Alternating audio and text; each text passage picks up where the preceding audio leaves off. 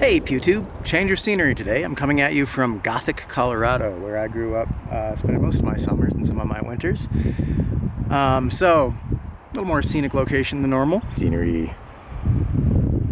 Don't have a lot of my collection here today, haven't been watching a lot of movies or anything, but while I'm here I thought I might share some of the fun stuff that is in my dad's firearms collection that has been passed on to him by family friends. And one of them is this kind of somewhat unique oddity, which is the Webley Mk II. Now, a lot of you might know the Denix Webley replica, which is a later, I think it's the Denix, I believe, is a Mark IV.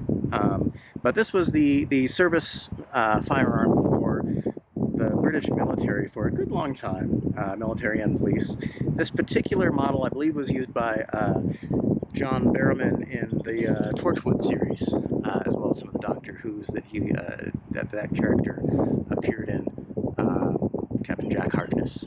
But the later Webleys are also well known for movies like The Mummy, Zulu, Firefly. They've been in a bunch of fun things. Now, these are a great example of sort of the earlier generation of revolvers, which were top break. So there's a little release here on the side that allows you to open that up and swing. And I have to say the mechanism feels so much nicer on this than it does on the replicas like the Denix, which is, of course, kind of a piece of crap. But it works. And this is a modified version. This is a fairly common modification. Most of these were made in 455? Yeah, look this up. Yeah, 455 Webley, which is a larger round than our modern 45 ammunition. But because the powder was not as hot, the power was actually probably a little bit less. Now, one of the modifications that was made a lot to these back in the 60s and 70s and whatnot is folks had some of these antique revolvers, but they couldn't find ammunition for them, and they weren't hand-loading or anything. So what a lot of them did was they would cut down the cylinder here. You can see there's a big gap, a lot of space here.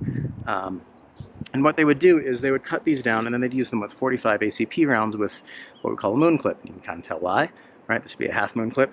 So the idea being that while the rounds themselves don't fit perfectly, the diameter is about right, and you can just drop these in. And it does make for faster reloads. And another fun thing about this is you see as it gets to here, it's a little ejector, so it'll pop those out. And if you had individual rounds, it would pop them out when you opened it up as well.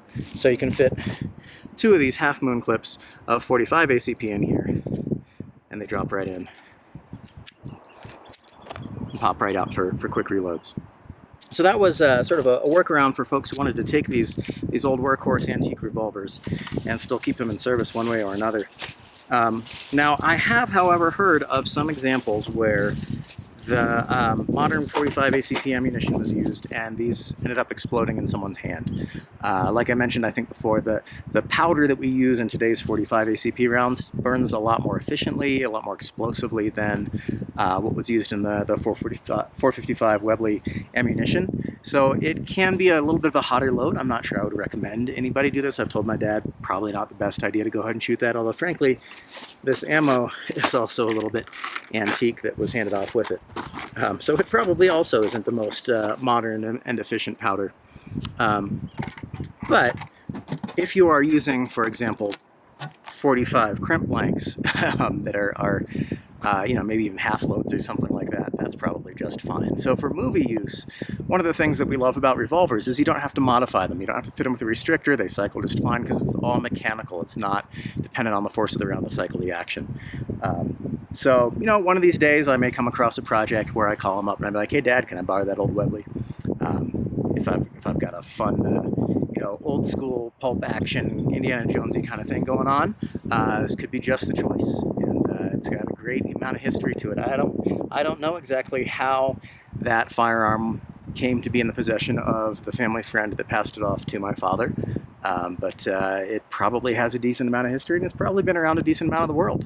But these were also modeled, often the later ones, but were also sold in catalogs and things like that back in the day, and you could get them fairly easily and fairly cheaply.